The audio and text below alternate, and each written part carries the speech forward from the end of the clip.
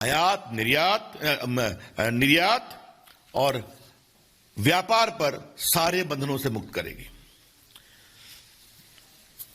अच्छा, कांग्रेस पार्टी की कभी कभी कलाबाजी समझनी चाहिए। मैंने अंग्रेजी पढ़ा, उसमें लिखा है कि हम रिपील करेंगे, जो हिंदी है उसमें लिखा हुआ है हम संशोधन करेंगे। ये देखिए, आज मैं चाहता हूं कि कांग्रेस पार्टी का दोहरा चेहरा देश के, ये उनके देखिए ओरिजिनल मैनिफेस्टो है उनके कांग्रेस पार्टी की, और इसमें मैंने अंग्रेजी पढ़ा, फिर पढ़ता हूं, मैंने पढ़ दिया, देखिए मैं अंग्रेजी पढ़ रहा हूं। Point number 11, page heading 7, agriculture, farms and farm labor. Congress will repeal the Agriculture Produce Market Committee Act and make trade in agricultural state free from all restrictions. ये अंग्रेजी है। हिंदी में देखिए, कांग्रेस कृषि उपज मंडी समितियों के अधिनियम में संशोधन करेगी। अब कांग्रेस पार्टी के लोग जो ड्राफ्ट करते हैं, रिपील और अमेंडमेंट में अंतर नहीं समझते हैं, तो लगता है उनको कुछ आउटसोर्स करना चाहिए ड्राफ्टिंग को। ये मैं जरूर कहना चाहूंगा। अगर हिंदी भी मान ले तो संशोधन के पक्ष में वो थे जो हमारी सरकार ने किया है। अब जरा आपको हम राहुल गांधी के कुछ वक्तव्य दिखाना चाहते हैं। हमने बार बार कहा था, ये देखिए 2013 में उन्होंने अपने सारे मुख्यमंत्रियों की बैठक बुलाई थी यूपीए की सरकार ने, और उसमें क्या था, farmers can sell directly in Congress ruled states. ये राहुल गांधी ने अपने मुख्यमंत्रियों को निर्देश दिया था। Congress ruled states will delist fruits and vegetables from the agriculture produce market committee by January 15 and will give free choice to farmers. तो 2013 में जब उनकी सरकार थी, राहुल गांधी ने बुलाया था ये बैठक। ये आपकी जानकारी में रहना बहुत जरूरी है। तो कांग्रेस पार्टी का इतिहास क्या रहा है ये मैंने आपको बताया, कुछ और बताऊंगा। अब जरा देश के वरिष्ठ नेता शरद पवार जी के बारे में कुछ चर्चा करने की इच्छा है, क्योंकि वो भी इसका विरोध कर रहे हैं। जब वो देश के कृषि और उपभोक्ता मामलों के मंत्री थे, एग्रीकल्चर एंड कंज्यूमर अफेयर्स, तो देश के सारे मुख्यमंत्रियों को चिट्ठी लिखी। अभी मैं आपको 2 चिट्ठी दिखाऊंगा जो उन्होंने 11 अगस्त 2010 को उस समय दिल्ली की मुख्यमंत्री शीला दीक्षित को लिखी, और फिर नवंबर में शिवराज सिंह चौहान को लिखी। देखिए, मैं एक पैराग्राफ पढ़ता हूं शरद पवार का। As you are aware, my dear Sheila ji, as you are aware, the agriculture sector needs well-functioning markets to drive growth, employment, and economic prosperity. This requires huge investment in market infrastructure, including cold chain.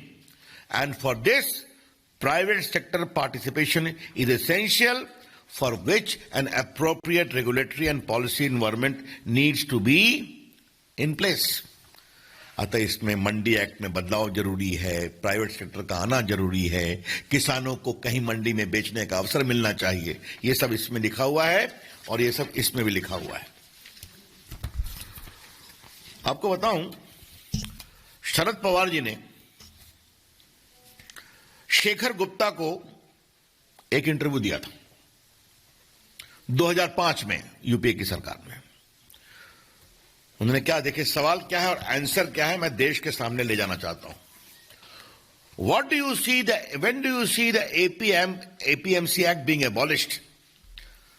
Agriculture produce market mandi act कब तक खत्म होगा? इन्होंने क्या कहा, my own assessment is it will take 6 months maximum. और क्या कहा, unless you are ready to amend the market act and allow the private sector to enter in this area, there will not be any financial support from government of India to the state. ये तो इस स्तर तक चले गए कि अगर मंडी act में सुधार नहीं करोगे तो भारत सरकार का वित्तीय सहयोग नहीं मिलेगा। ए पेनाल्टी वॉज प्रपोज, ये इनका इंटरव्यू है। तो आदरणीय शरद पवार जी, आप तो बड़े अनुभवी नेता हैं, कई बार मुख्यमंत्री रहे हैं, कई बार मंत्री रहे हैं केंद्र में। आपके दोनों पत्र मैंने पढ़ दिए, आपका इंटरव्यू पढ़ दिया। रिफॉर्म के आप तो नरेंद्र मोदी सरकार से भी अधिक दावा करते रहे हैं और आज आप भी खड़े हो गए। तो इसे अगर शुद्ध राजनीतिक स्वार्थ की राजनीति अपना अस्तित्व बचाने के लिए कहा जाए तो कुछ अनुचित होगा क्या? I am giving you proper documentary evidence to show the utter duplicity of the opposition parties. सिर्फ अपना अस्तित्व बचाने के लिए नरेंद्र मोदी जी का विरोध करना है, भले किसान संगठन कहें कि आप मत आइए। आज मैंने सुना है श्रीमान अखिलेश यादव भी मैदान में कूद गए, तो मैं उनको बड़ी विनम्रता से याद कराऊंगा। Akhilesh ji, agriculture standing committee की रिपोर्ट आई है, उसमें आपके आदरणीय पिताजी मुलायम सिंह यादव भी मेंबर हैं और मैं ऐसा मानता हूं कि अभी वो समाजवादी पार्टी के नीतियों की आखिरी आवाज है, क्योंकि बड़े नेता हैं।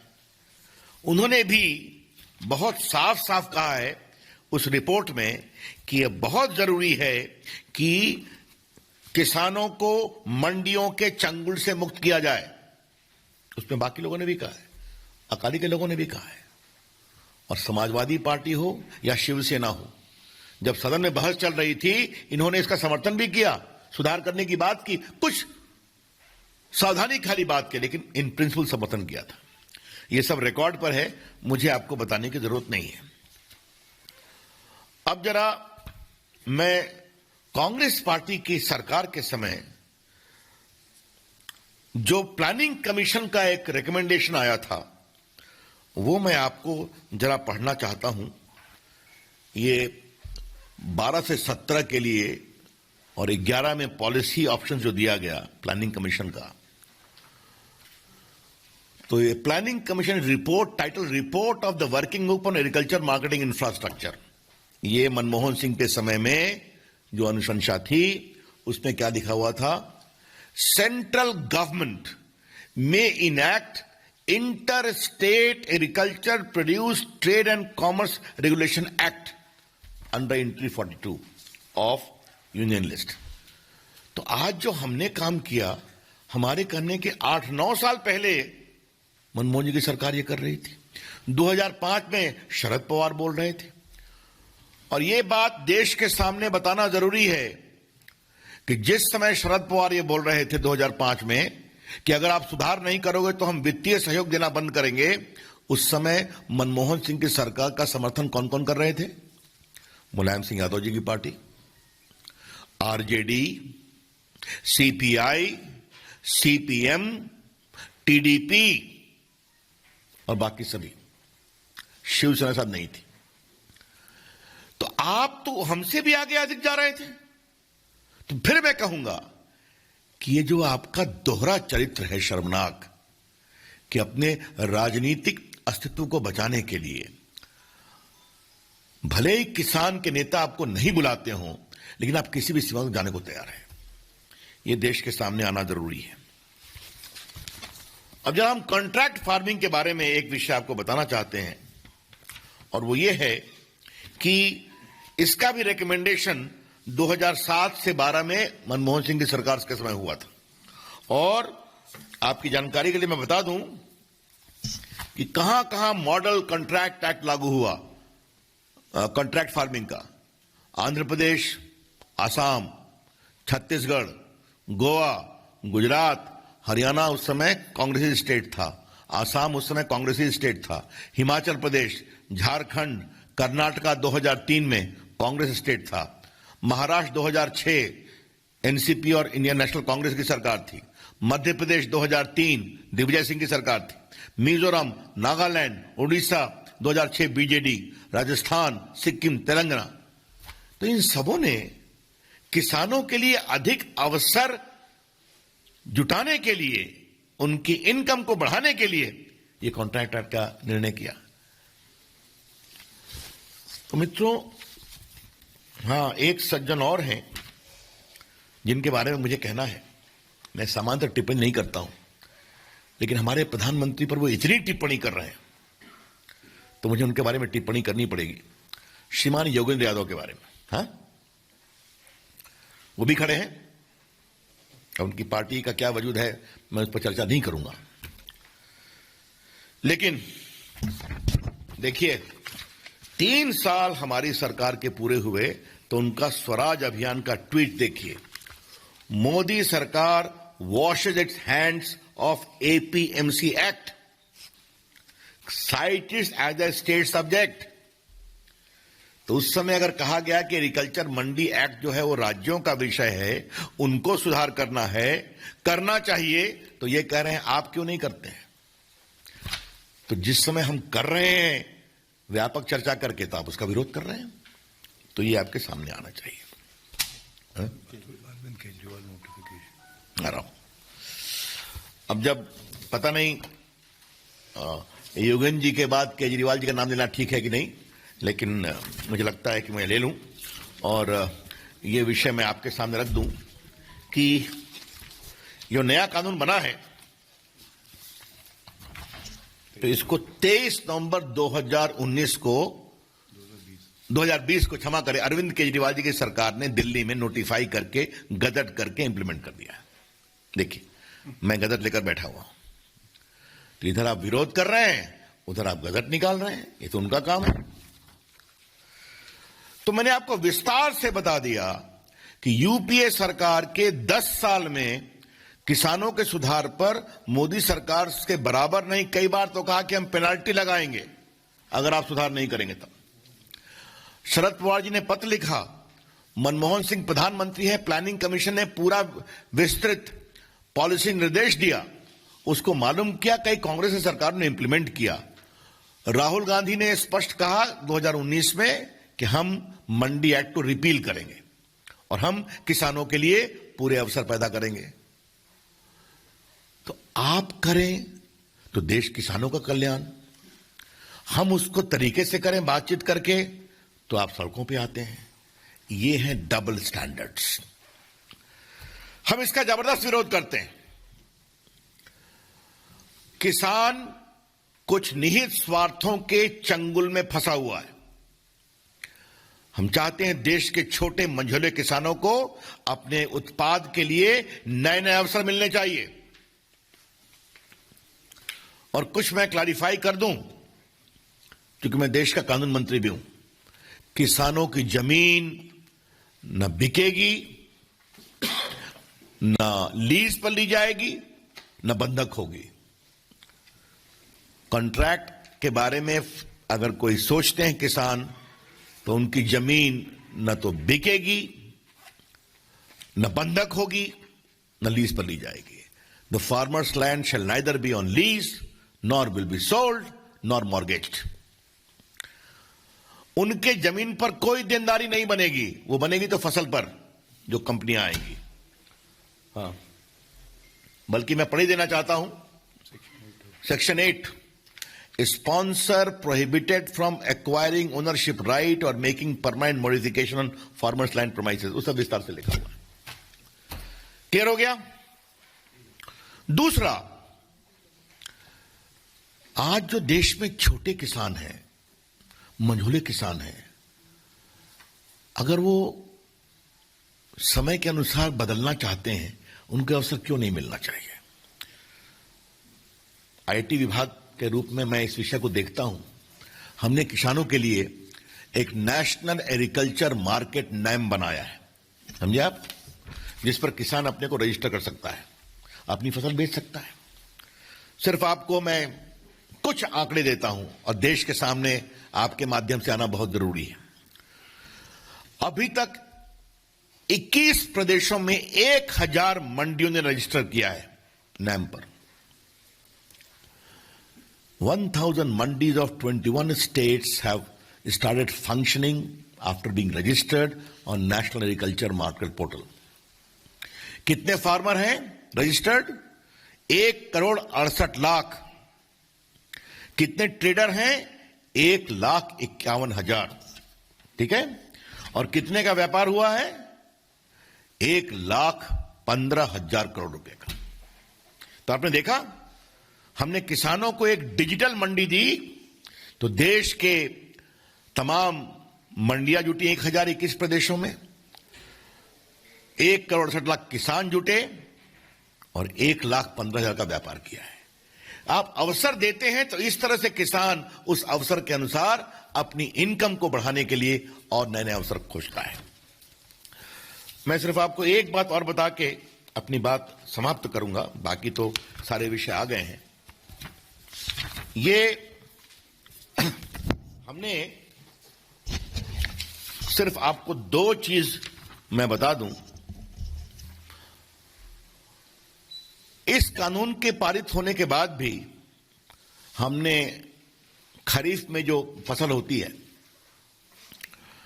उसमें 6 फसलों के भुगतान के लिए हमने और रबी में भी न्यूनतम बिल में वृद्धि की है। और ये चर्चा मैंने बाद में कई बार ट्वीट भी की है, शायद पीयूष जी ने भी किया है, लेकिन यहां आपको बताना जरूरी है कि अभी नवंबर के अंत तक धान के पैडी प्रोक्योरमेंट 318 लाख टन हुआ है 60,000 करोड़ रुपए का। पैडी का प्रोक्योरमेंट जिसके एमएसपी आती है वो 318 लाख टन हुआ है 60,000 करोड़ रुपए का।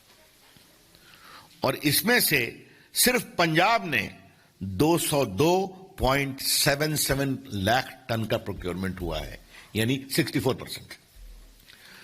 तो अगर जरा भी हमारा मंडी खत्म करने का इरादा होता या एमएसपी को समाप्त करने का इरादा होता तो इतनी बड़ी खरीद होती क्या? तो ये सब बातें देश के सामने लाना बहुत जरूरी है। नरेंद्र मोदी जी की सरकार किसानों के हित के लिए समर्पित है।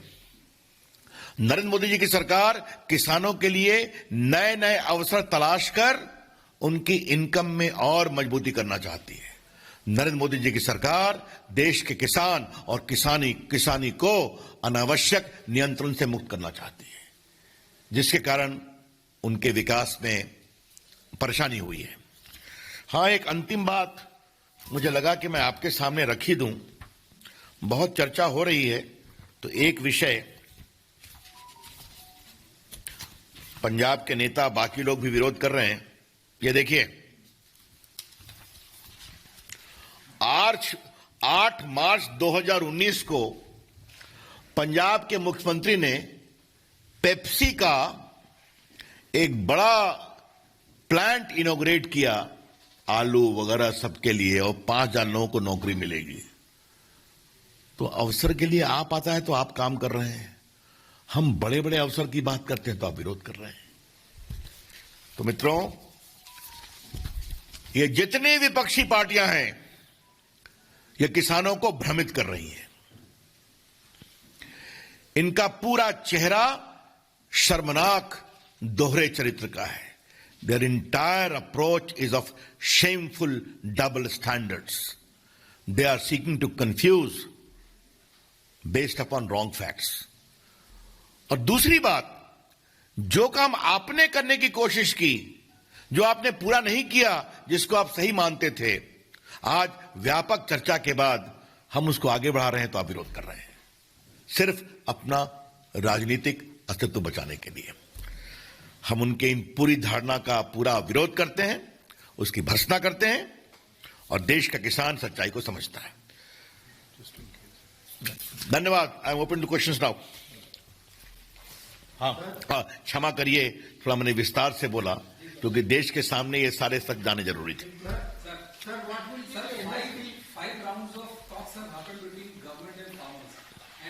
तो देश ये चाहता है कि किसान गुमराह रहें, लेकिन बड़ी बात यह है कि किसानों की न जमीनें बिकेंगी।